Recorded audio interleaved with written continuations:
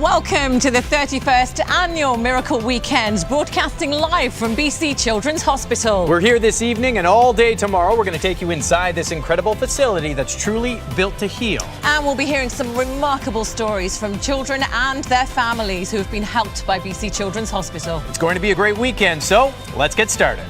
I am here with David Lamphere, who is representing divisions of First West Credit Union. David, who's represented here? Yeah, we're here representing Envision Financial in the Lower Mainland, Valley First in the Okanagan and Kamloops area, and Island Savings on the Vancouver Island. Very nice. We like to see province-wide. Yeah. How did you guys raise the money? We had company-wide jeans days. We have 1,700 employees. We had a softball tournament, and in the Valley, they did Bats for a Cause to raise this money. So yeah, great cause. Great. And obviously, a lot of people responding, a lot of people wanting to be a part of it. Yeah, no, I mean, Children's Hospital touches everybody across the province. It's such an important part of the healthcare system, and we're so proud to support it. So. All right, so flip the check and tell us how much you're bringing to Children's today. $23,989. And that makes $360,000 over the last number of years from First West Credit Unions. Thank you so much, and congratulations to you guys for everything you do. Thank you. All right, thank you for having us. Here with Leslie Lamb from Credit Unions Division. Who are you guys representing, Leslie?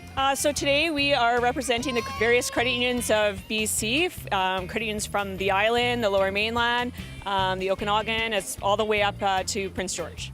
Kind of like the hospital. Yeah, exactly. I mean, credit unions, we definitely believe passionately about the communities where we work and we live. And, credit unions have representation all across the province, just as we know the hospital helps serve kids across the province as well. So there's definitely a strong alignment between the two. How did you guys raise the money? So our various credit unions did a variety of different initiatives, pub nights, bake sales. We participated in a slow pitch tournament, 50-50. So just a lot of grassroots initiatives to raise the funds today. All right, let's have a look at how much money you're bringing to BC Children's Hospital. 8, 4, 1, 3, 0, 3. Yay!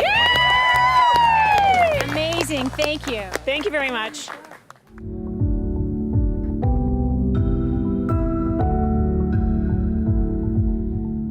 He was suffering from asthma, and he also had a cold, which was what brought the asthma on. He woke up in the wee hours of the morning, and we gave him a whole bunch of shots of his puffer to try to see if we can help him out. And it was about 3 a.m. when we got to Children's Hospital. We got up to the counter. While we were standing there, he collapsed, and I yelled out for help. A fellow came, grabbed him with one arm, and a whole bunch of people showed up, and they started CPR on him right away. There's no pulse, and he's not breathing. And once that started to happen, I realized I had to phone Rachel right away. I was sort of expecting to be like, okay, yeah, we're in the room now and we're getting treated. And then for him to say that, and they're trying to get his heart started again, definitely scary. It took about 15 minutes of resuscitation, and then first going into the ICU was such a shock to see him hooked up to so many machines. The first thing that I noticed was his chest was rising so high because they had him hooked up to an oxygen machine, and the machine was breathing for him. When he left, he was colton, and then it's just terrifying seeing your child like that. And it never crossed my mind that he had lost oxygen and would have a brain injury. The brain is quite dependent on supply of oxygen and sugar, glucose, and if it's deprived of either for more than 3 to 5 minutes, you can start to see some effects similar to a stroke. He lost his speech, he started losing his vision, and then, the paralysis set in on, especially on his left side. He lost the ability to walk and everything, and then it was like all of a sudden he couldn't do anything anymore. Once he was well enough and the asthma was gone, and they transferred him over to Sunny Hill to start his rehabilitation there.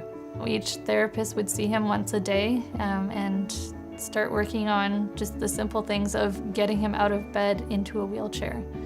He started to blossom really fast. And just, a sense of relief, maybe, just maybe he'll be who he was before. Ready for some more? Here it comes. on a daily basis, he could do something different, and he was regaining some of his strength. He was able to stand up and then eventually stand on his own.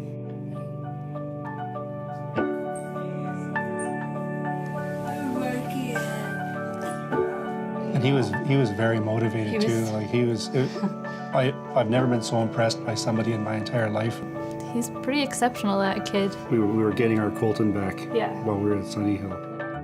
He needed to be able to walk with very little assistance. He achieved that after a month of being there. We thought it could be Months. 3 months, 6 months, a year. They couldn't tell us. Well, that's one of the reasons why we were so amazed that he recuperated so quickly. When he was back, Dr. Meckler came in and he, said, "This is why we do what we do." I think it truly is one of the rare miracles. We were just very fortunate to have everything happen in the right place at the right time. You get to know these people really well, and they just become a part of you and your extended family in a way. I have a lot of fond memories there, and they were pretty fun. Basically, Colton is pretty much your normal active kid. His big interests are Star Wars, lots of Star Wars, and Lego. Scale of 1 to 10, I like Lego a 20. You try not to take things for granted and appreciate, how truly blessed we are. Things can change in just an instant. And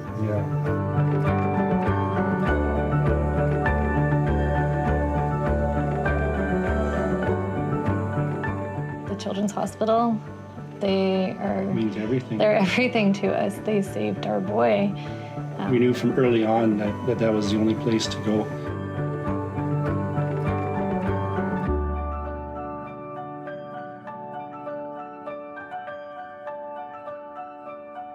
It's been so much fun, and now it's the big reveal, our final total.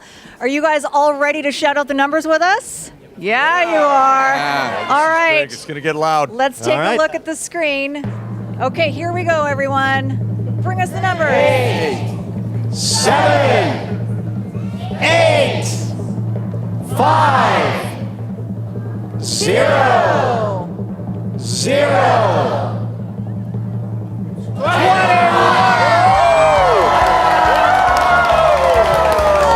Wow! Pop those streamers! $21 million. All right. You know what? We did it. We got Dan Wally, the chair of Miracle Weekend, with us. This is your outgoing year as chair of this weekend. That's incredible. Just a few words on how this feels. Unbelievable. The people in the province of BC, the medical care system here at BC Children's, all the volunteers, global, everyone to make this come together is simply fantastic. Thank you, everyone. Thank you so much for your hard work too, and thank you, British Columbians. This has been such an incredible weekend, as it always is. Well done, BC. Thank you so much for everything. Happy Miracle Weekend! Thank you.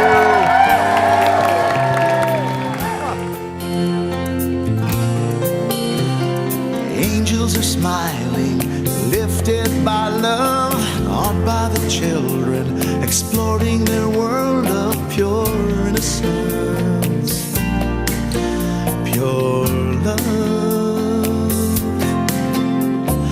Mothers and fathers whisper their prayers, take joy in knowing that everyone shares their faith and hope.